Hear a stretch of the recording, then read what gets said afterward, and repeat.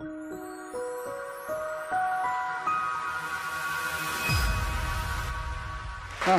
bonjour. Bonjour. Je t'ai cherché. Bonjour à tous. Moi, je pense que vous avez tous faim. Et vous vous dites, ah, encore un. Ouais, c'est le dernier de la matinée. Donc, je vous ai préparé une présentation avec très peu de chiffres, assez peu de mots, plutôt des conseils pour vous permettre de mettre en place des campagnes publicitaires, je l'espère, efficaces sur les plateformes sociales. En tout cas, vous expliquer, vous donner un maximum de mes propres conseils pour tirer parti des réseaux sociaux et essayer de ne pas trop dépenser bêtement votre argent, parce que c'est simple de le faire bêtement et c'est tout de suite un petit peu plus compliqué de le faire intelligemment. Mais on verra que c'est pas si compliqué que cela.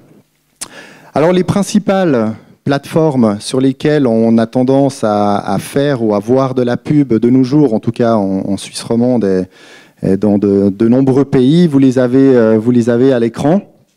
Bien entendu, le fil rouge, bien entendu, pas forcément, mais on sera autour on va rester dans le monde, dans le domaine de Facebook, où on parle, Facebook, Instagram, maintenant Messenger, où on peut faire de la publicité. Mais ce ne sont pas les seuls, et on peut être étonné par les résultats que l'on obtient. Il arrive qu'on tire des conclusions sur certaines plateformes en se disant « Ah, mais là, ça coûte plus cher que l'autre, ça marche pas, les Suisses romands, ils sont pas assez sur Twitter, ça sert à rien d'y aller. » Et d'une fois à l'autre, on peut être vraiment surpris par les résultats obtenus. Par exemple, j'étais assez peu convaincu, tout dépend du domaine d'activité, mais par de la publicité sur Twitter quand on cible uniquement des Suisses romands. Et dernièrement, j'ai eu des résultats 2 fois plus pertinents sur Twitter que sur Facebook pour simplement la promotion d'un concours et d'un domaine très grand public pour de la co-création sur de l'écologie. Donc il y avait vraiment finalement un fort potentiel sur Twitter qu'on a découvert un peu par hasard. J'y reviendrai. Alors oui, faire de la publicité sur la plupart de ces plateformes sociales, c'est simple et rapide, en tout cas ça peut l'être, mais attention, on a effectivement trop tendance à vite faire un post, par exemple sur Facebook, vite le booster, et puis de se dire ok, maintenant c'est fait, ma publicité est en ligne et on passe à autre chose. Et c'est vraiment dommage de se limiter à ça. Une publicité, idéalement, elle ne se met pas en place en 2 minutes. On va tâcher de prendre le temps d'y réfléchir et puis de mettre tous les moyens pour optimiser celle-ci et la faire évoluer dans le temps. Donc, essayons toujours de penser optimisation, d'essayer d'optimiser notre publicité dès le départ et tout au long de son existence.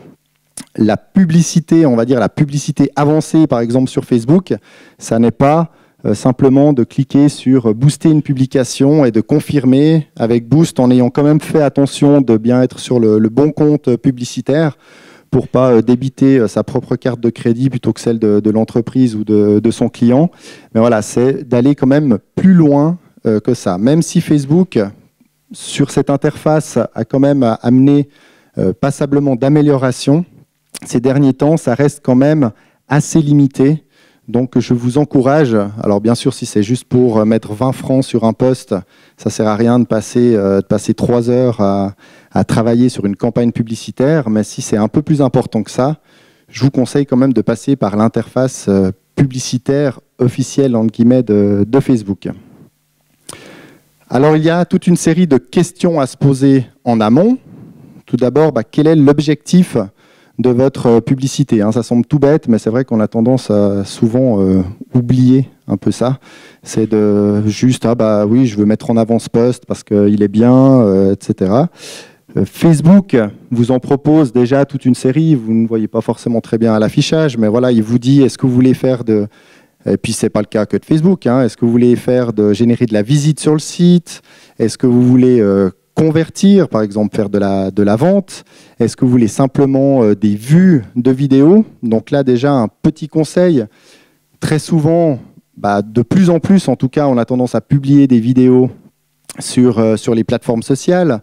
Donc on met sur notre page Facebook, on poste une vidéo en natif, donc vous la chargez directement sur Facebook. Et puis là, vous avez votre post et hop, vous avez tendance à cliquer sur booster la publication pour la mettre en avant.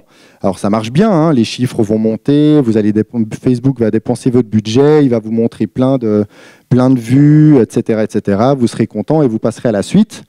Sachez qu'en passant par l'interface publicitaire de Facebook, si vous choisissez, ici c'est marqué vue de vidéo, on ne voit pas bien, mais si votre objectif c'est de générer des vues de vidéo, passez par là et vous lui dites, voilà, moi ce que je veux faire, c'est je veux générer des vues de vidéo. Quand vous boostez un post, que ce soit une vidéo, une image dedans, c'est juste un boost de post. Donc Facebook, là, il va tenir compte de votre objectif et logiquement, le coût par vue sera plus faible que si vous boostez simplement votre publication. Après, c'est toujours difficile aussi d'évaluer, est-ce qu'une vue vidéo, combien ça coûte, est-ce que c'est cher, est-ce que c'est pas cher, etc. Ça, c'est un peu à force de faire des tests et d'expériences que vous vous rendrez compte si c'est cher ou pas, mais souvent on compte en centimes. Donc voilà, on en a souvent beaucoup. Après, est-ce qu'elles sont qualitatives ou pas? Ça, c'est une autre question. Quelles sont vos cibles? Important, la plupart du temps on dit un peu tout le monde. Je veux cibler un petit peu tout le monde en Suisse romande. Ok, vous avez quel budget? On veut mettre 200 francs. Ouais, ok, c'est pas terrible. Il y a plus d'1 million de personnes, à peu près 1 million d'utilisateurs Facebook en Suisse romande. Quand on dit à peu près tout le monde, tout de suite avec 200 francs, ça va être compliqué. Donc essayez toujours de réfléchir à votre cible la plus importante. Quels sont vraiment vos clients, vos consommateurs, vos visiteurs, etc. Et de vous en tenir à ces derniers, en tout cas dans un premier temps. Ça ne sert à rien d'aller chercher trop large. Essayez vraiment d'optimiser et voir d'en créer plusieurs, de créer plusieurs cibles pour pouvoir comparer tout cela. On le verra par la suite. Quel investissement vous êtes prêt à faire pour votre publicité, mais aussi par conversion? Comme je disais tout à l'heure, pour une vue vidéo, c'est difficile à estimer. Pour un clic sur une photo, ça va être difficile de dire « Ah oui, je suis prêt à mettre tant de centimes le clic ». Par contre, si votre objectif est de vendre une paire de chaussures, vous devez être capable d'évaluer combien vous êtes prêt à dépenser en publicité pour vendre une paire de chaussures. Donc souvent, c'est dommage de définir au début, voilà, je veux mettre tel budget sur Facebook, je veux mettre tel budget sur YouTube en pré-roll de vidéo, je veux mettre tel budget sur Twitter, de vous en tenir à ça et de ne pas finalement identifier sur quelle plateforme ça fonctionne le mieux. Et si sur l'une d'elles, ça fonctionne très bien, allez-y, ramenez votre budget là-dessus et puis continuez à en mettre plus. Allez prendre peut-être de l'investissement qui était prévu ailleurs. Si vous convertissez, si vous êtes prêt à investir 5 francs par paire de chaussures vendues et puis ça vous coûte 2,50 francs sur Facebook, ça serait dommage de ne pas continuer et de ne pas mettre plus ce que vous aviez prévu initialement. Après, si ça coûte plus cher, eh bien, même si ça peut être fun de gérer une campagne publicitaire sur Facebook, eh bien, ça ne vaut pas la peine de continuer. Ou alors, il faut adapter. On y revient. Quels sont mes contenus? Alors là, c'est finalement quasiment le plus compliqué. C'est d'avoir des bons contenus pour vos publicités. Souvent, on a un visuel qu'on a ressorti d'un flyer ou d'une affiche, etc. Et on utilise uniquement ce visuel en espérant que ça va bien fonctionner. On aura tendance à mettre du texte dessus, donc Facebook risque de pénaliser notre publicité, voire de la refuser parce que vous avez mis trop de texte sur votre visuel. C'est vraiment dommage de se cantonner à très peu de contenu parce qu'on est souvent également surpris que le visuel auquel on ne croyait pas du tout, on ne pensait pas, eh bien, allait être bien plus intéressant au niveau conversion que celui que vous aviez choisi, par exemple, pour votre affichage ou votre publicité presse. Donc ça vaut vraiment la peine de travailler sur plusieurs versions de visuels, plusieurs photos, une vidéo, plusieurs vidéos, etc., pour démultiplier le nombre de publicités et pouvoir après en tirer les bonnes conclusions. Bien entendu, Qui dit contenu dit aussi format. Quand vous voulez commencer à annoncer sur toutes ces plateformes, eh bien, il va falloir travailler sur plein de formats différents. Et là, ce qui est de plus en plus compliqué, c'est avec le format vertical de vidéo. Quand vous avez fait faire à une boîte de production vidéo une belle vidéo, qui vous auront livré très certainement en format horizontal, ça va être compliqué de la mettre au format vertical. Si vous voulez faire par exemple de la publicité dans les stories Instagram, c'est uniquement du vertical, vous n'avez pas le choix.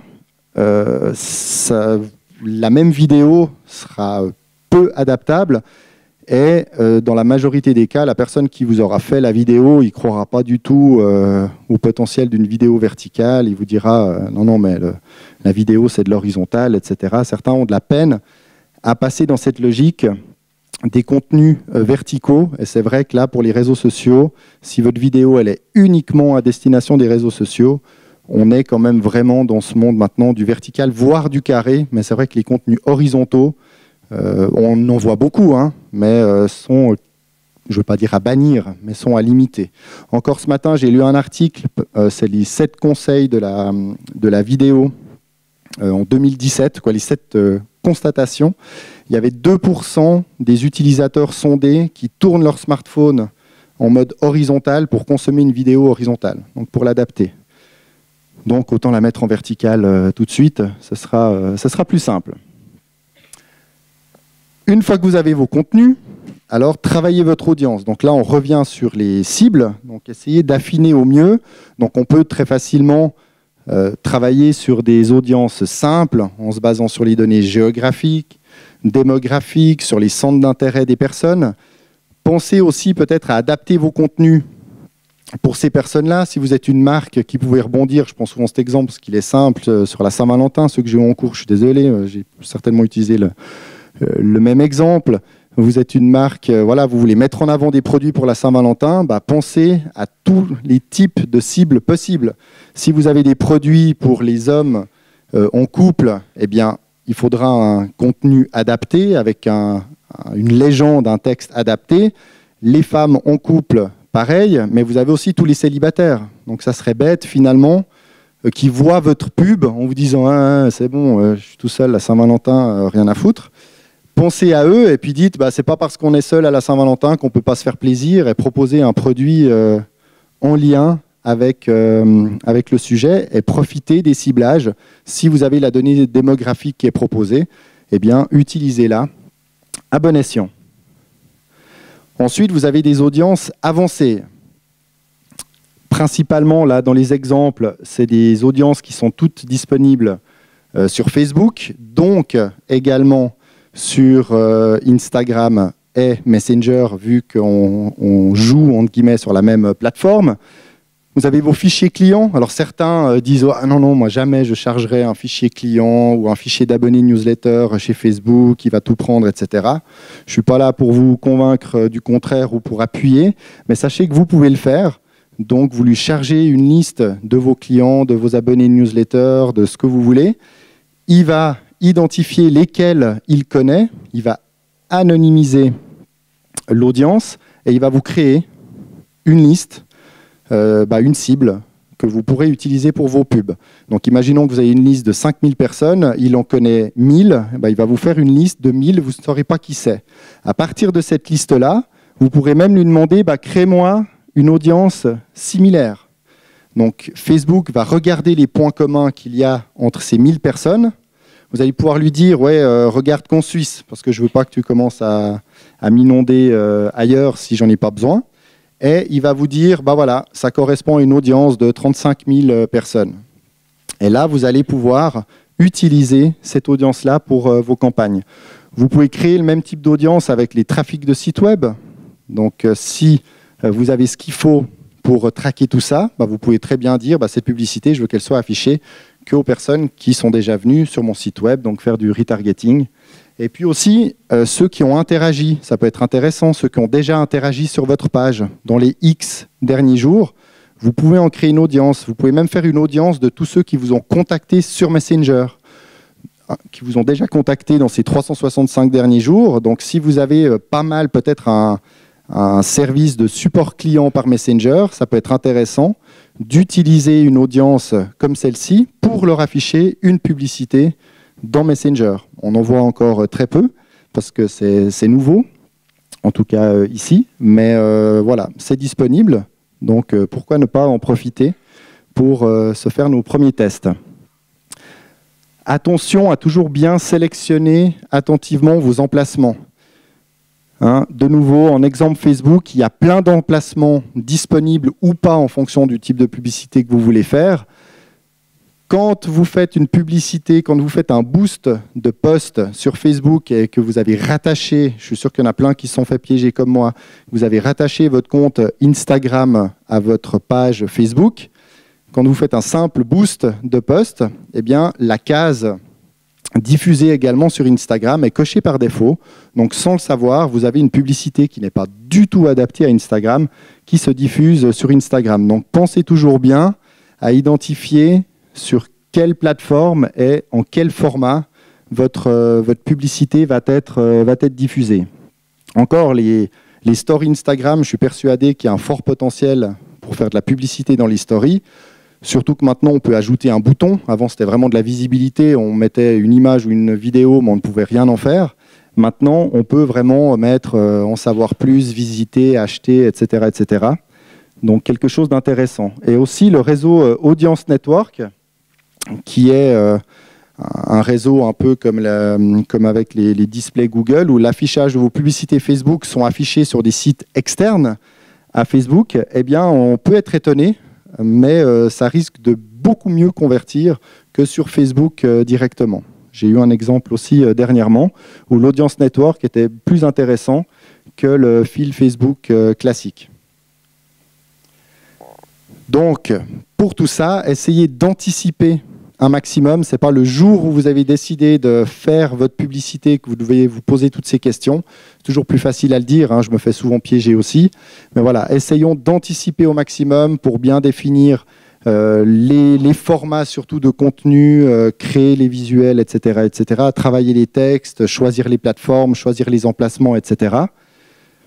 Pensez par exemple à mettre en place le pixel de conversion Facebook. C'est un petit peu dommage si vous voulez générer du trafic dans vos résultats de pub sur Facebook, que vous ayez uniquement un nombre de clics, mais que vous n'ayez pas finalement combien ont converti, combien sont inscrits à votre newsletter, combien ont acheté un produit, etc.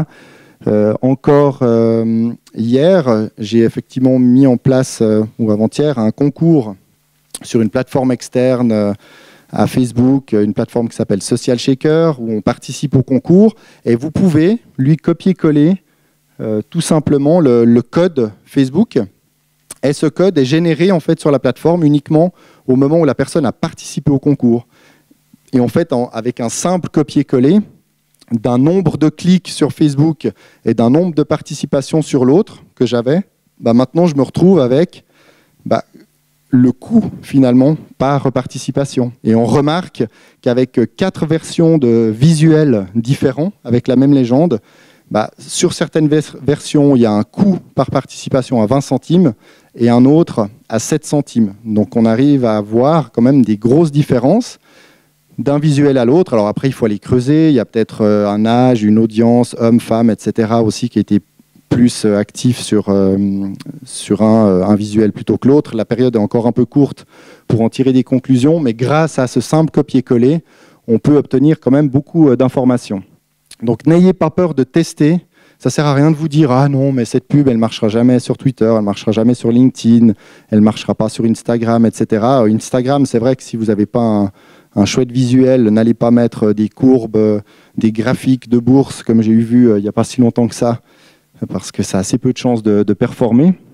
Mais voilà, testez et puis optimisez continuellement, analysez les chiffres, analysez vos résultats, optimisez continuellement. Si vous avez 4 visuels différents dans une pub Facebook, ne les laissez pas forcément les 4 actifs continuellement du début à la fin. Facebook est suffisamment intelligent pour optimiser, comme Google d'ailleurs le fait aussi, mais pour utiliser plutôt ceux qui fonctionnent que ceux qui fonctionnent moins bien. Mais en un clic, vous pouvez les désactiver très simplement. Donc ceux qui vous coûtent trop cher, désactivez-les. Si vous remarquez aussi dans les statistiques que vous avez une tranche d'âge qui clique beaucoup, mais qui ne convertit pas beaucoup, c'est-à-dire que finalement, elle vous coûte assez cher à la conversion, bah, vous pouvez très bien l'exclure en disant bah, « je suis désolé, cher 15-25 ans, vous me trouvez trop cher, je mets plutôt mon argent sur les autres cibles ». Ou si ça marche mieux chez les femmes que chez les hommes, bah voilà, vous pouvez exclure les hommes. Enfin, essayez toujours de tirer le meilleur parti de ce que les plateformes, ce que les chiffres vous disent. Pour tout ça, il n'y a pas besoin d'installer 36 logiciels si vous n'avez pas beaucoup de connaissances ou de temps.